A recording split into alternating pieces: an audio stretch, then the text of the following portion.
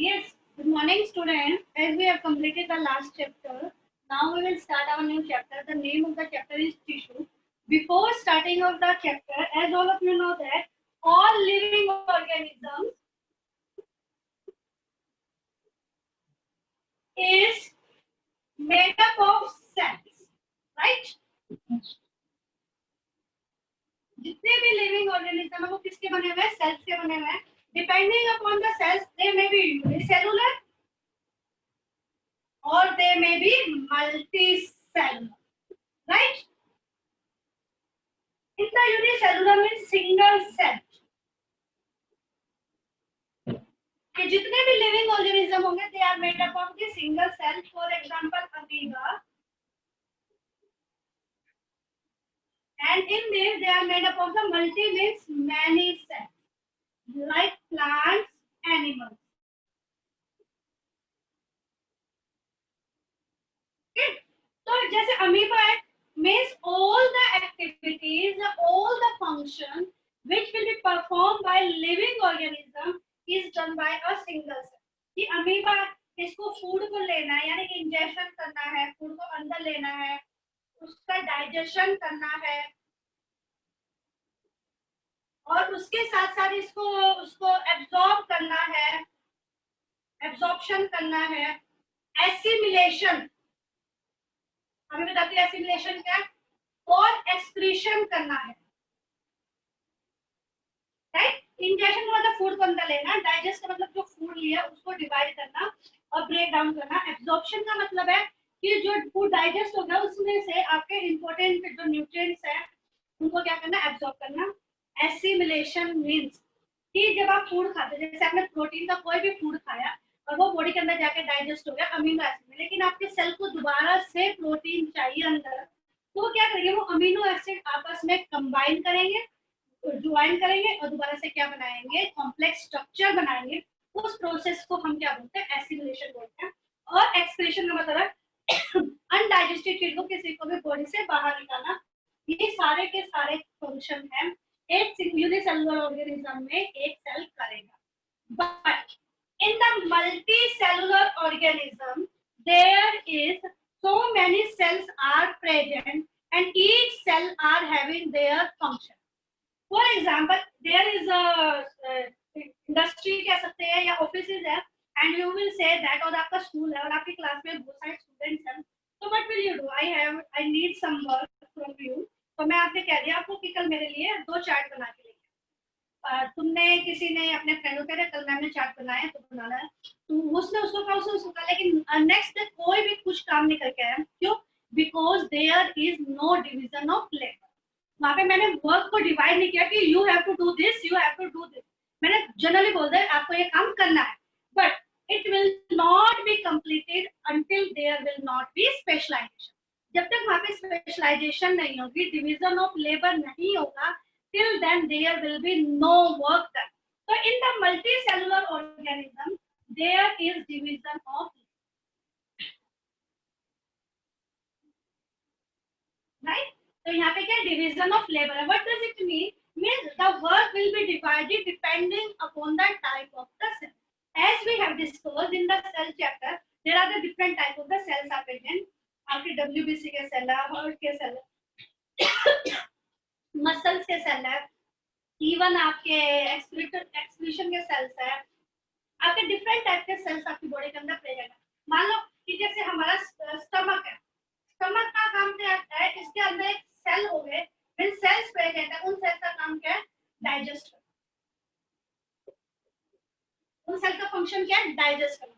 यानी they are having the particular type of the cell so that they can perform a particular function. तो वो एक particular function को क्या कर सकते हैं, परफॉर्म करेंगे. वो क्या है, आपके स्पेशलाइज्ड सेल. उन स्पेशलाइज्ड सेल्स को हम क्या बोलेंगे, टिश्यू. तो अब आपका क्या होगा, अ ग्रुप ऑफ सेल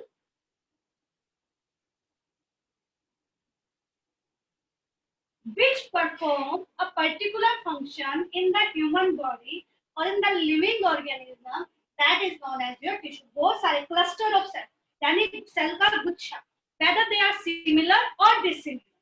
वो सेम शेप के भी हो सकते हैं और डिफरेंट शेप के भी हो सकते हैं, but they will perform a common function. That type of the cells is known as group of cells is known as your tissue. In the human being, there are so many systems are present. मान लो मैं कहूँ हमारी body के अंदर excretory system present है, digestive system present है, circulatory system present है, reproductive है, और मैं कहूँ आपका रेस्पिरेटरी है,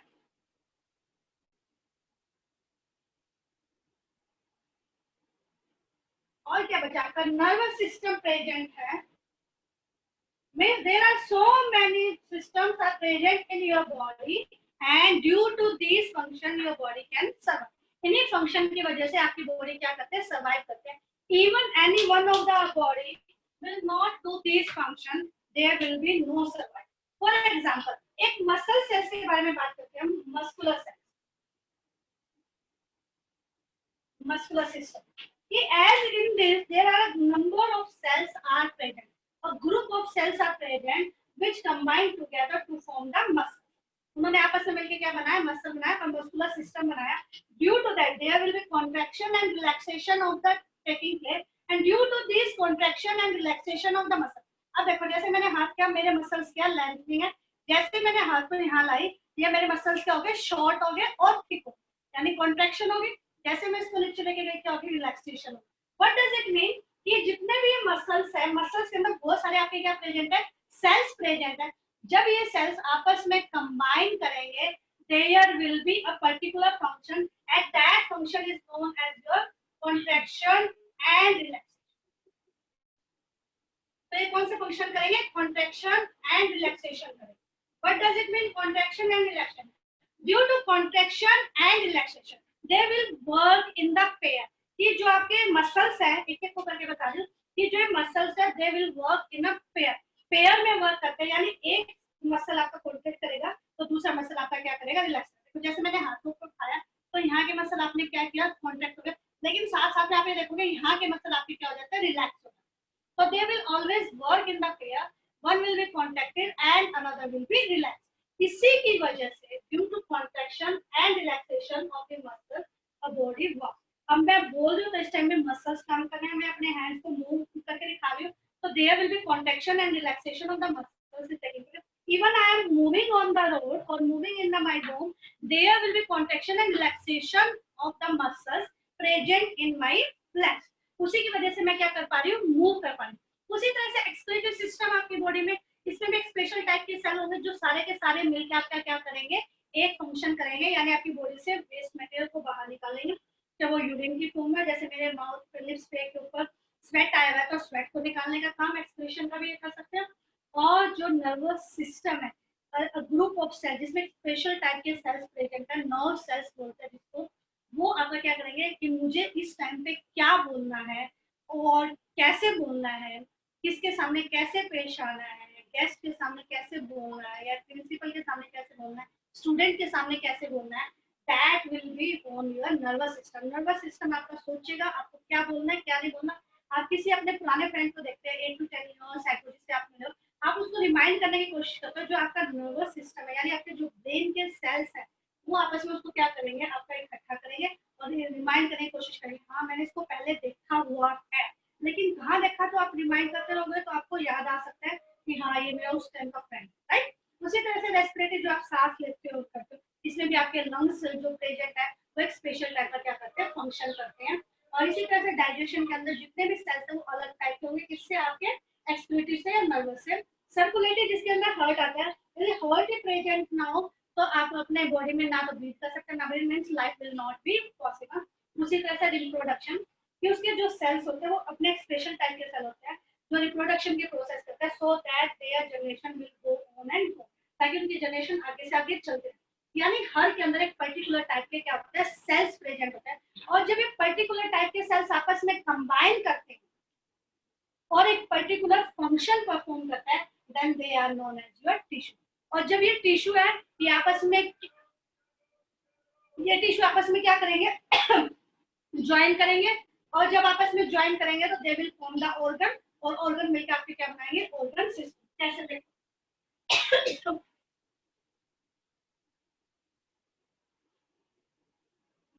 कोई भी है, जैसे मैं कहूँ कि सेल्स आपके बहुत सारे प्रेजेंट है, सेल्स के आपस में कंबाइन क्या बना है, टिश्यू। टिश्यू का मतलब होता है a group of cell, right. चल नहीं रहा है। टिश्यू के बाद इन्होंने क्या बनाया, ऑर्गन। ऑर्गन ने क्या बनाया, ऑर्गन सिस्टम। और ऑर्गन सिस्टम से आपकी क्या बनी, ह्यूमन लिविंग ऑर्गन। प्लांट भी हो सकते हैं, एनिमल भी हो सकते हैं, depending upon the type of the cells present between. अब देखो, मैं कह रही थी डिवीजन ऑफ लेबर। अब आपका कोई भी पर्टिकुलर डिवीजन ऑफ लेबर के अंदर अब क्या है, इसके अंदर जैसे आपका कोई भी सेल है, स्टमक के सेल प्रेजेंट है, तो ये जो स्टमक के सेल है, इनको मैंने काम दे दिया कि ये एक जगह फिक्स हो गए और इन्होंने मिलकर क्या बनाया, स्टमक बनाया, और इनका काम किया डाइजेस्ट करने का, यानी they will not perform any other work. जैसे एक ऑफिस में है कि तुम्हें प्लानिंग करनी है, तुम्हें एग्जीक्यूट करना है, तुम्हें ऐड का काम करना है, तुम्हें ये काम करना है, तो वहां पे क्या होगी, वर्क को डिवाइड कर दिया है, and each and everyone will be responsible for his और हर वर्क। तो वहां पे हर जना अपना क्या होगा, रिस्पॉन्सिबल होगा। जैसे मैं आपको पढ़ा रही हूँ, साइंस में आपका क्या रिजल्ट आता है, तो उसके लिए I will be responsible. Math के टीचर है मैथ के लिए, एसएस के टीचर वो एसएस के लिए। अब एक ही टीचर उसको मैथ भी दे रहे, हिंदी भी दे रहे, इंग्लिश मैथ साइंस सारे सब्जेक्ट दे रहे हैं 9th 10th में, तो उसको देयर इज नो स्पेशलाइजेशन, उसकी इतनी स्पेशलाइजेशन नहीं है कि शी और he can teach each and everyone. तो मेरी स्पेशलाइजेशन है कि I can teach the science, तो I am responsible for that, the other teacher will be responsible for his और हर स्पेशलाइजेशन। उसी तरह से कि जब आपके ये सेल्स हैं, सेल्स में आपके डिवीजन ऑफ लेबर हो गया कि आपने इस ये सेल है, ये यहाँ जाएंगे, ये हार्ट का काम करेंगे, इन्होंने पंपिंग का काम करना, ये आरबीसी के और डब्ल्यूबीसी के सेल है, ब्लड को फ्लो करने में हेल्प करेंगे, ये आपके किडनी के हो गए, ये एक्सक्रीशन में हेल्प करेंगे, ये लंग्स के होंगे, ये आपकी ब्रीदिंग में हेल्प करेंगे, ये नर्व सेल्स ऑफ गुच्छा हो गया, ये आपको सोचने में हेल्प करेंगे, यानी वहां पे क्या होगी, डिवीजन ऑफ लेबर होगी। जैसे ही डिवीजन ऑफ लेबर हुआ, उसके बाद क्या होगा, आपके सारे के सारे जो फंक्शन है बॉडी के अंदर वो पर्टिकुलर होने लग जाए। समझ में आया? Yes.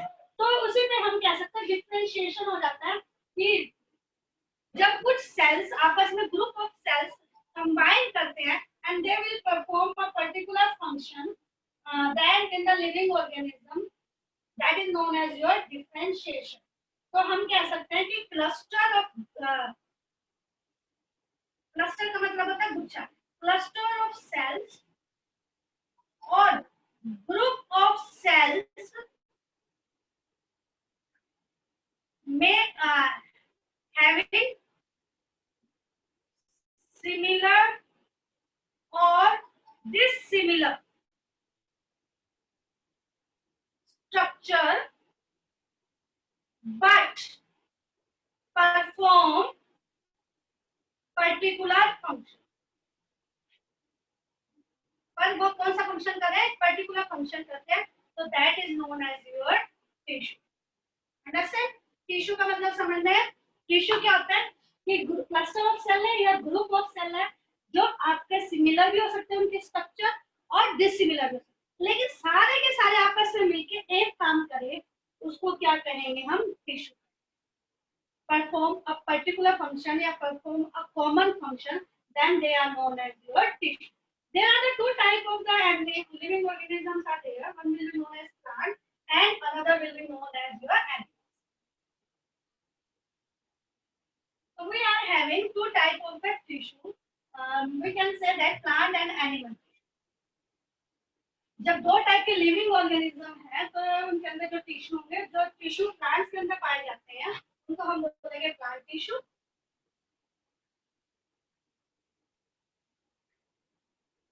Means tissues present in plants, तो उसको हम क्या कहेंगे, प्लांट टिश्यू। और एक होंगे आपके एनिमल टिश्यू। तो ग्रुप ऑफ सेल्स या टिश्यू इन एनिमल्स, राइट? तो व्हाट डू यू थिंक कि the plant tissue and animal tissue are same और सिमिलर और नॉट? ये जो प्लांट टिश्यू या एनिमल टिश्यू है ये सिमिलर है या नहीं? What do you think? Of course not.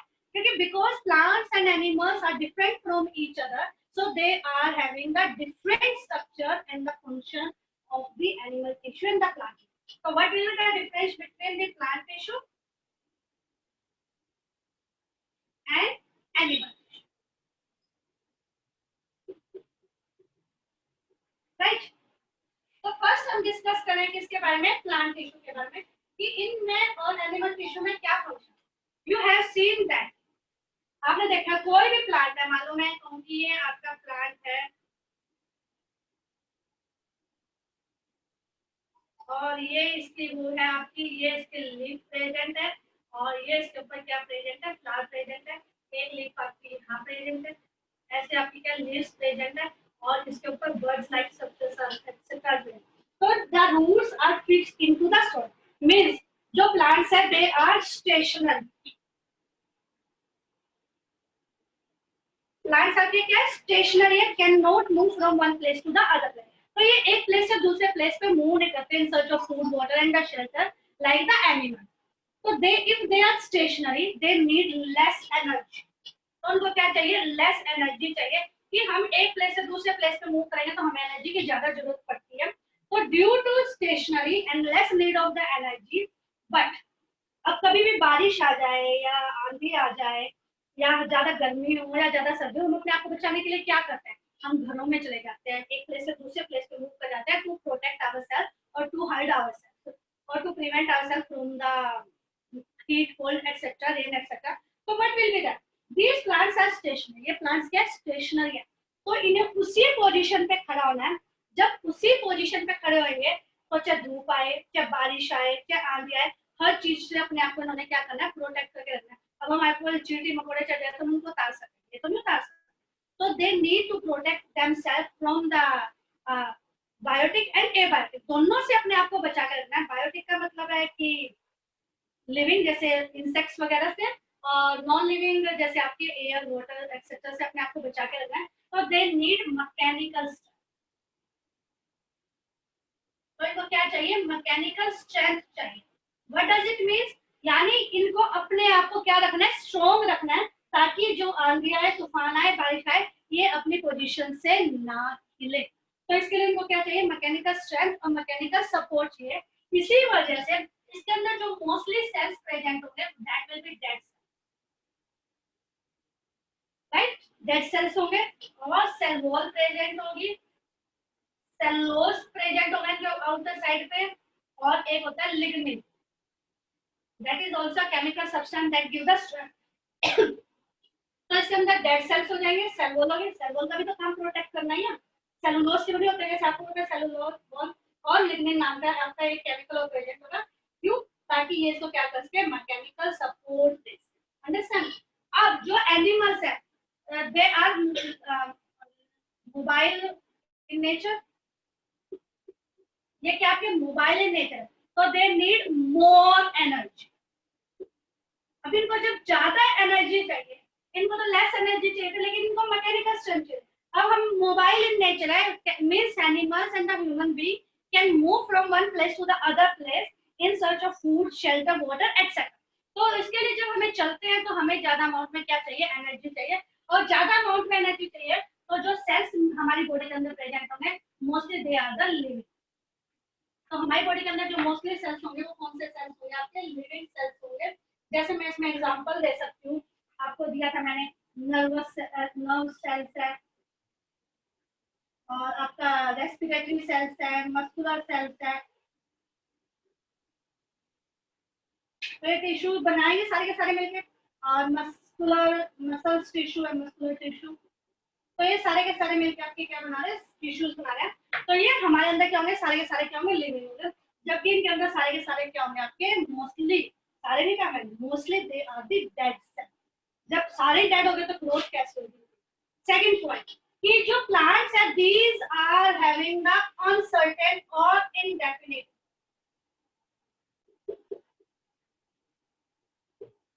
इनकी क्या है, इनडेफिनेट ग्रोथ है। मीन सारी लाइफ इनके पत्ते टूट जा रहे हैं, नए पत्ते आते रहते हैं, कोई इस डायरेक्शन में जा रहा है, कोई इसमें जा रहा है, ऐसे जा रहा है, ऐसे जा रहा है, हर डायरेक्शन में जा रहा है।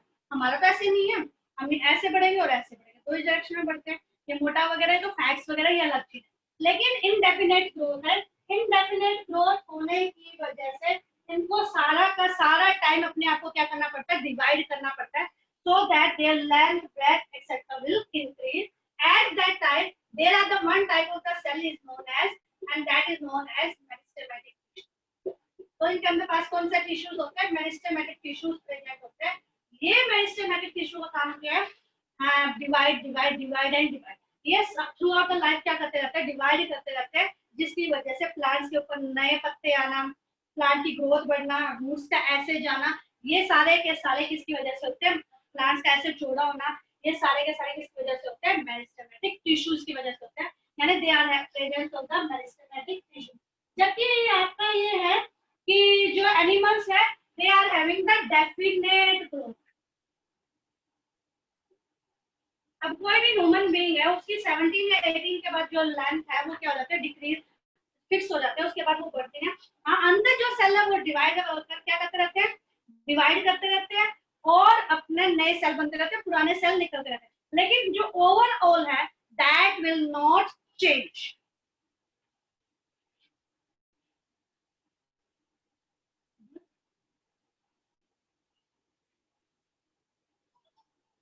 बेटा बोर्ड इज क्लियर, मेरी तरफ से तो बोर्ड बिल्कुल clear, I have just seen that. Definite growth का मतलब है जो मेरी हाइट है, जैसे मेरी 5 फीट हाइट है, दैट विल रिमेन 5 फीट।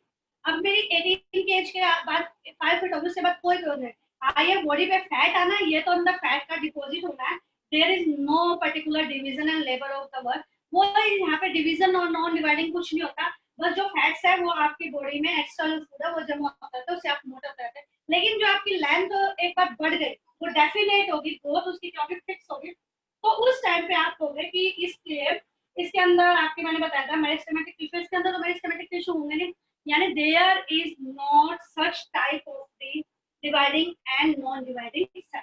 हाँ, जो आपके मसल्स हैं, अंदर जो सेल्स हैं, उनकी एक लाइफ स्पैन होता है, उस टाइम पे वो सेल मर जाते हैं, नए सेल बनते हैं, वो अंदर ही अंदर आपका सेल बनता रहेगा, लेकिन आपकी जो ओवरऑल ग्रोथ वगैरह वो क्या रहती है, टाइम के बाद रुक जाती है। अब जब इनको एक प्लेस से दूसरे प्लेस पे मूव नहीं करना, जब डेड है, ये सेलुलोज के बने होते हैं, तो थर्ड पॉइंट क्या कहते हैं, they are having the simple tissue. Simple tissue का मतलब नॉट सो कॉम्प्लेक्स। जो इनके टिश्यू है वो इतने सारे कॉम्प्लेक्स नहीं होते जितने के ज्यादा आपके एनिमल्स के अंदर होते हैं। तो जो स्ट्रक्चर ऑर्गेनाइजेशन है is not so complex as comparison to your animals.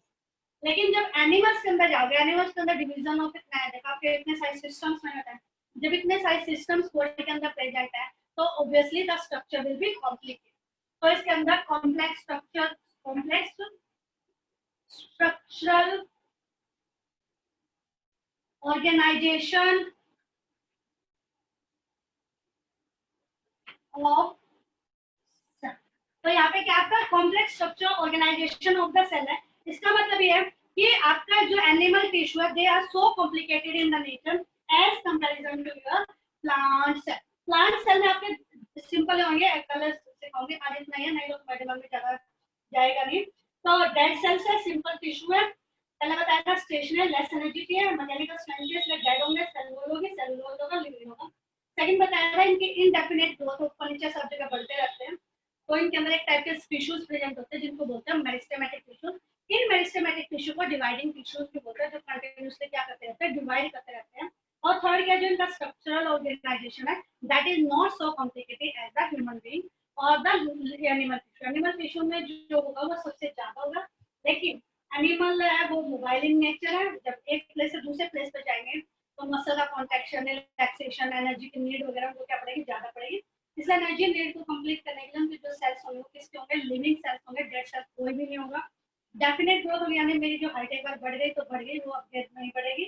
तो इनके अंदर ये आपका मेरिस्टेमेटिक टिश्यू नहीं प्रेजेंट होगा। आज जो इनर डिवीजन ऑफ सेल्स होता रहेगा, एक complex structure organisation of sales.